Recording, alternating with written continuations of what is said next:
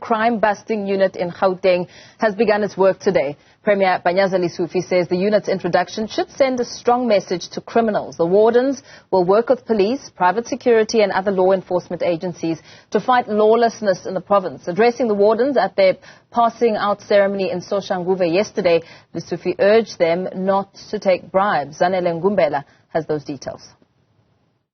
Once counted among unemployed youth in the province, but now they are tasked with keeping Gauteng safe. According to Premier Panyaza Lesufi, the newly recruited wardens have gone through vigorous training and are ready to tackle crime in Gauteng communities. We have not hired them because they were unemployed. We have hired them because they are brave, they are determined, and they want to clean Gauteng and ensure that there is no room where a criminal can hide in Gauteng.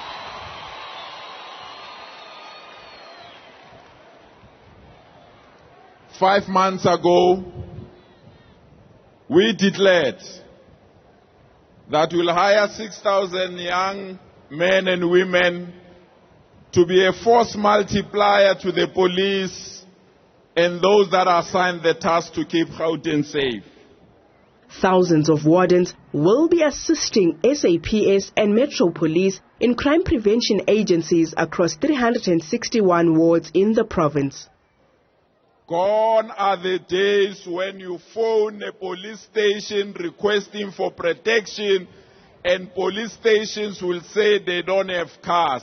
From the 1st of May, there will be no single police station in Gauteng without a motor vehicle.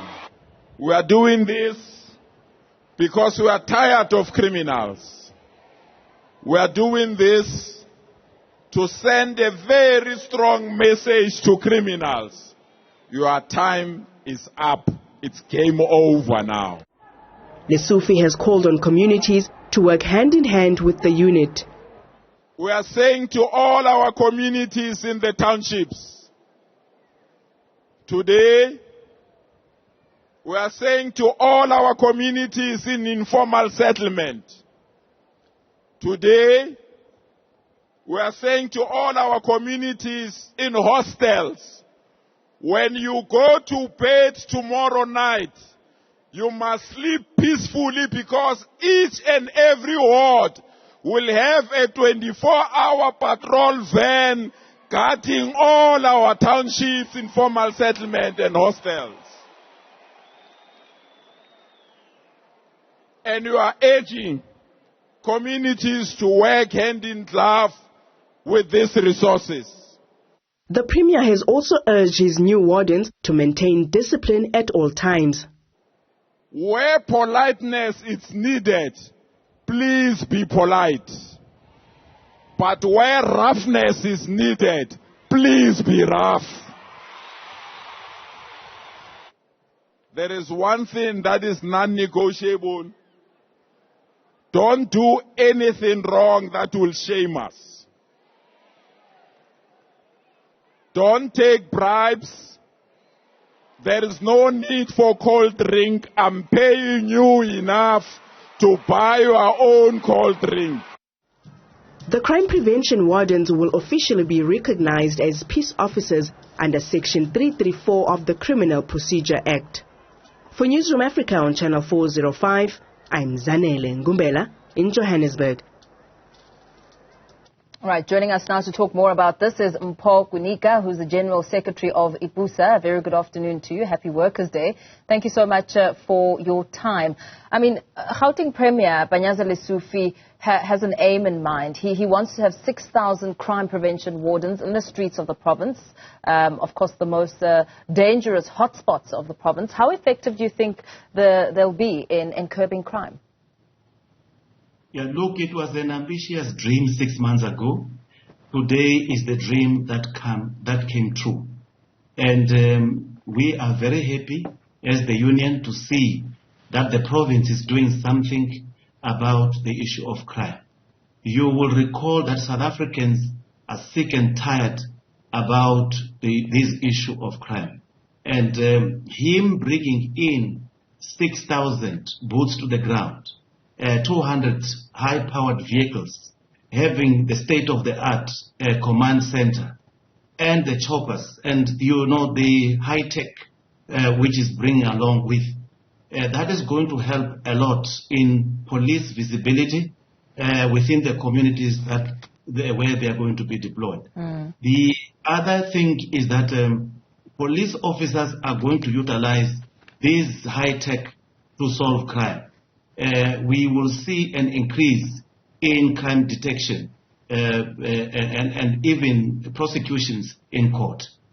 So let's perhaps expand a little bit on some of the big challenges facing the existing law enforcement agencies like the Metro Police, the Gauteng Traffic Police and others, as their mandate is the same as the Gauteng Crime Prevention Wardens, but lacks the capacity because sometimes a shortage of manpower, human resources. What needs to happen in that space? Look, we were a little bit disappointed that the Premier did not see it that he should capacitate the Metro Police, because remember, crime prevention fighting, they have got that mandate too. We would have loved to see him bring these resources into that environment.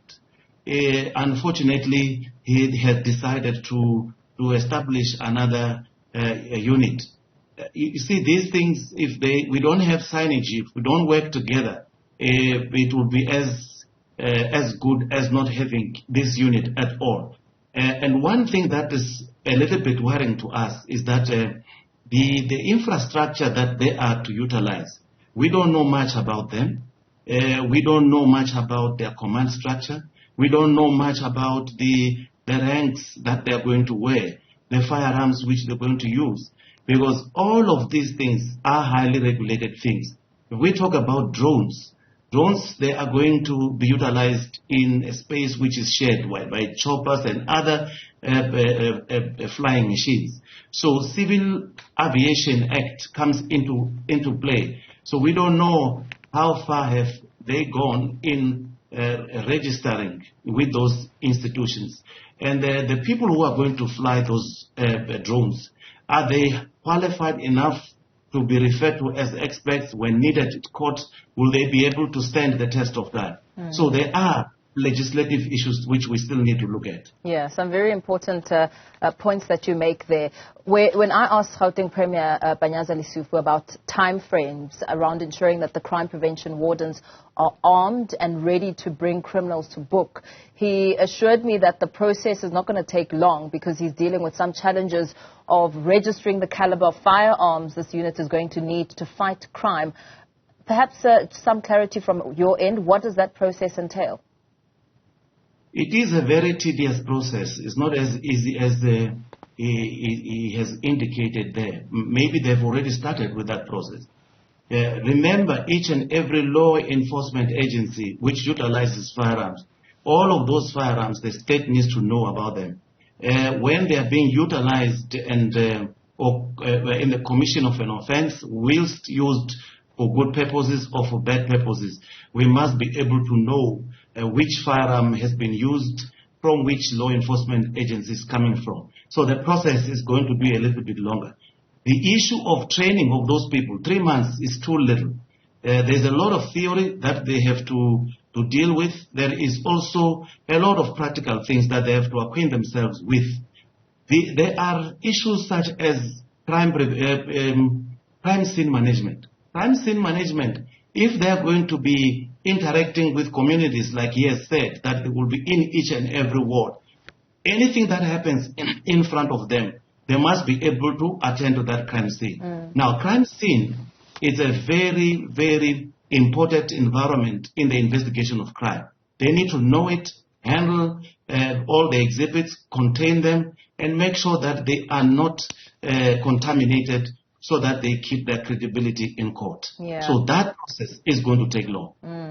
Especially, I mean, the crime scene itself. Do you think that as we talk about firearms and other aspects that are still needed, do you think that the waiting period could be to the detriment of these enthusiastic wardens? Should they find themselves in a compromising situation? What do you do without a firearm? Like they've been deployed from today. how are they going to work there? If they are confronted by violent situations, are they still going to depend on police officers? Will that not defeat the purpose why they are on the ground? So those are some of the things that we should have looked at before we even think of deploying them now. But you know what? Provinces have got a duty. Gauteng has taken it upon themselves to make sure that they contribute towards fighting crime.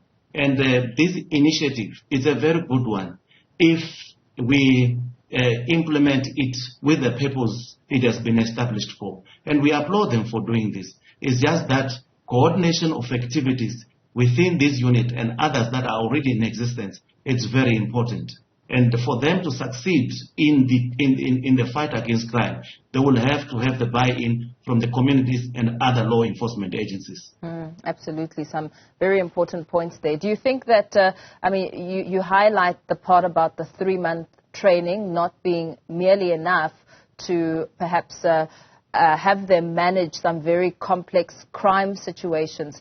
Are you thinking that perhaps the training should be ongoing to better equip them as they are still, as they've been deployed to the field? Look, the training of police officers, most of their time is spent on the gathering of information, the preservation of that information, and up until those information is analyzed. And then it is, after analyzing it, the results are out to use that information in court. Because if we don't do that, there's a great likelihood that we will lose all the cases that we are going to present to court. Because defense has the right to poke holes in each and every case that is presented before their clients. So we need to have time to pay more attention on these things. Just to do crime scene management, you need more than a month or 2 just on crime scene management. And we've seen the impact of that on really important cases that are still to this day being bungled up because of those steps having been missed. We've seen it in court on live television.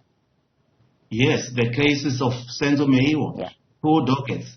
There are no 2 scenes there. There's 1 scene, but you have got 2 dockets. So we need to guard against those things. We cannot continue and do these things as if we don't know what we are supposed to be doing. There are a lot of great minds outside there. We can borrow those minds and utilize them and assist us to move forward. The purpose of having, units such as these ones, it is to serve South Africans. We don't only serve them to bundle cases that they report to us. We serve them and make sure that those cases that they are reporting to us are successful in court. So each and every step has to be followed. And there's no shortcut to this one. Absolutely. Thank you so much. Thanks for weighing in on this conversation. General Secretary of IPUSA, Mpho Kwinika, there speaking about the new crime prevention wardens, some of the loopholes as this group has been introduced and now walking the streets of Gauteng. Still